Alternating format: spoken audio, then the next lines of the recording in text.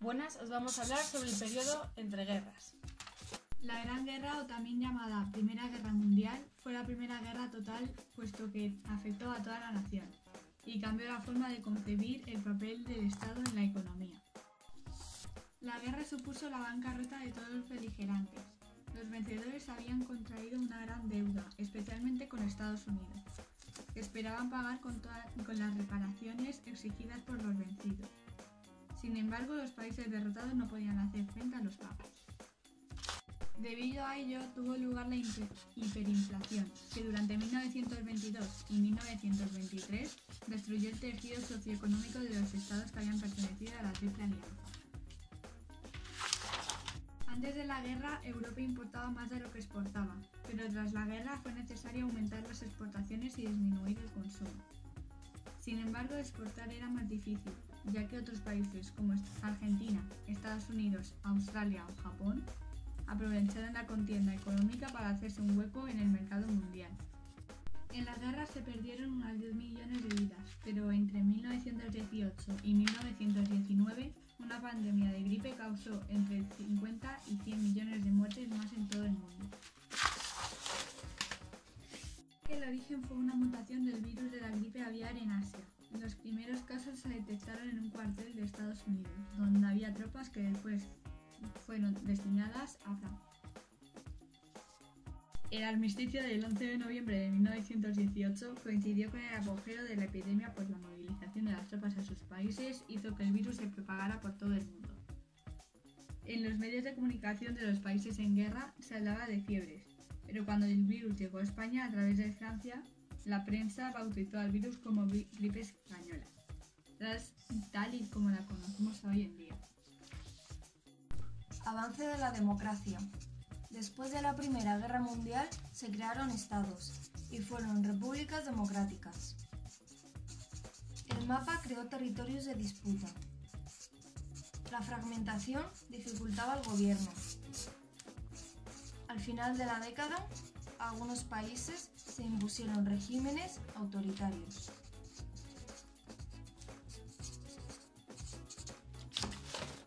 República de Weimar. La extrema derecha propagó la leyenda de la puñalada por la espalda, asumiendo la derrota por los socialistas y judíos. En 1923, Adolf Hitler intentó dar un golpe de Estado, pero fracasó y en la cárcel escribió un libro de odio hacia los judíos. Alemania vio los mejores años, con crecimiento económico, pero hubo una crisis en el 29.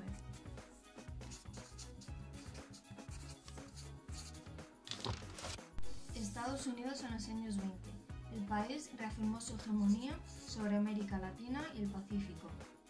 Reflejó la represión del movimiento obrero, la limitación de la inmigración y la promulgación de la ley seca. Años de auge del Ku Klux Klan, que fue una organización violentamente racista, xenófoba y anticatólica.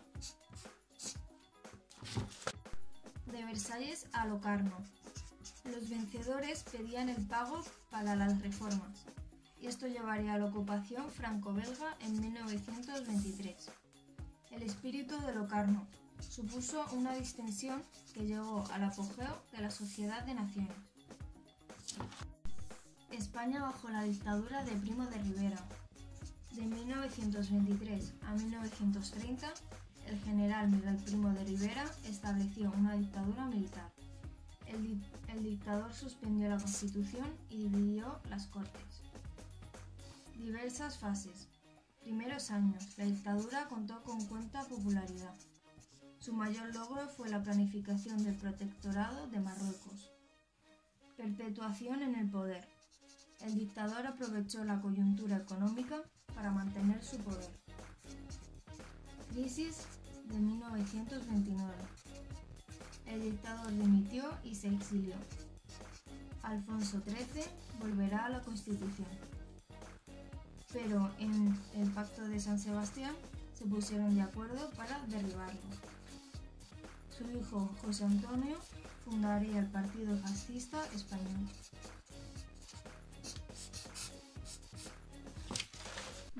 Nuevos regímenes políticos. En los años 20 nacieron una serie de ideologías extremistas, los comunistas y los fascistas. La Unión de Repúblicas Socialistas Soviéticas se fundó en 1922. Un año antes, debido a la rebelión de los campesinos contra las requisas de sus cosechas y el descenso de su nivel de vida, el gobierno de Lenin había abandonado el comunismo de guerra. Se puso en práctica la nueva política económica que admitía un mercado reducido y toleraba pequeños negocios, por lo que las condiciones de vida mejoraron. En 1919 se había fundado la Comintern para extender la revolución. Los países que se adhirieron se llamaron comunistas. En 1924 falleció Lenin y se produjo una lucha por su sucesión entre Trotsky y Stalin. La diferencia entre estos era Trotsky defendía que la URSS fuese el estado desde el que se extendiese la revolución. Stalin impuso el socialismo en un solo país, es decir, los obreros debían contribuir a la consolidación del comunismo. En 1929 Stalin venció a Trotsky y este fue exiliado. El fascismo defendía el nacionalismo y la xenofobia. Usaba métodos de propaganda y tecnología. Además, despreciaba la religión. Sus principales rasgos son la supremacía del partido y del líder, la primacía del Estado, autarquía, una política exterior agresiva, corporativismo y racismo. El fascismo de Italia. Aunque participaron en la guerra del lado de los vencedores, estaban descontentos con las compensaciones y reclamaban territorios que consideraban suyos, como Trieste. Los fascistas usaron la inquietud que despertaban las huelgas y se aprovecharon del temor de las clases acomodadas. Para atacar el movimiento obrero, Mussolini creó el Partido Fascista. En 1922, tras una violenta campaña y a pesar de su fracaso electoral, organizó la Marcha de Roma. El rey recurrió a Mussolini, que instauró una dictadura manipulando las elecciones. Mussolini se proclamó duce, o caudillo supremo, mantuvo la monarquía e inició una política de entendimiento con la Iglesia que acabó con los pactos de Letrán en 1929. Se adoptó una política de exterior agresiva, destinada a conquistar en África y el Mediterráneo. Se fundaron sindicatos corporativos. La sociedad de consumo y la electricidad. Hasta los años 20, muchos avances de la segunda revolución industrial habían quedado limitados a las clases acomodadas. Estas innovaciones se extendían a la sociedad. Una de las razones fue la racionalización de la producción, que abarató costes. Gracias a los métodos del taylorismo, el trabajo era más eficiente, la producción se estandarizó y masificó. La subida del nivel de vida se traducía en nuevos hábitos de consumo entre las clases populares.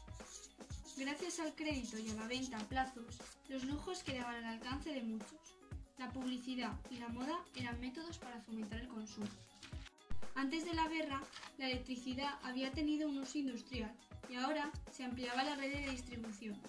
Se innovaron la iluminación eléctrica y los electrodomésticos, y gracias a esto se redujo el servicio doméstico. La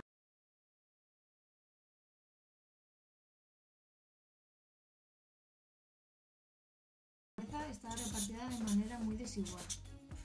Las clases medias aspiraban a niveles de vida más altos, y para ello se tenían que embarcar en créditos. La abundancia de crédito disparó el consumo, pero esto causó un mayor endeudamiento. La agricultura se vio afectada. Durante la guerra se aumentaron las superficies cultivables y esto hizo que al final los precios cayeran en picado, haciendo que muchos agricultores perdieran sus tierras. En Europa, la ruina quedó oculta por los créditos. Los derrotados tenían que pagar reparaciones a los aliados. Estados Unidos ayudaba a los endeudados, aunque fuese a quien se le debía más dinero. La economía americana a finales del siglo XX era el pilar de la economía del planeta. La burbuja especuladora. La decadencia fue una burbuja de especulación en la bolsa de Nueva York. Las ganancias generaron un ambiente de euforia. Muchos pequeños ahorradores invirtieron. nunca habiéndolo hecho antes. Esto hizo que se subieran las cotizaciones. La gente compró numerosas acciones con préstamos, pensando que podían recuperar el dinero. El crack de 1929. Nada explicaba la subida de la bolsa tan espectacular, y las empresas no veían aumentar sus beneficios. Algunos inversores se dieron cuenta de la fragilidad de la burbuja. Empezaron a vender acciones para recuperar su capital. Esto hizo que muchos especuladores quisieran ganancias rápidas y fáciles, con lo cual el valor de las acciones se hundió. El 28 de octubre de 1929, conocido como Jueves Negro, se desató el pánico. En unas horas se perdieron millones de euros y días más tarde continuarían las caídas. Como consecuencia, las empresas quebraron y en unos meses habría millones de afectados en paro, sin el sueño de una prosperidad sin límites. Primeras décadas del siglo XX aparecieron las vanguardias interesadas en el arte primitivo y rechazando a la estética clásica. En pintura se abandonó la perspectiva y el tratado naturalista del color. En escultura se buscaba una depuración formal. La pasión por la innovación llevó a que los artistas evolucionaran rápidamente. Cubismo. Sus máximos representantes fueron Pablo Picasso y Juan Gris. En sus pinturas los volúmenes tenían formas angulosas. Fauvismo. En él destacó el pintor francés Henri Matisse, caracterizado con el tratamiento libre del color. Expresionismo. Se desarrolló principalmente en el norte de Europa. Su máximo representante fue Vasily Kandinsky, cuyas obras tienen una gran intensidad expresiva. En los años 20 se desarrollaron diversos estilos, el surrealismo y el dadaísmo. Buscaban lo espontáneo rechazando la racionalidad.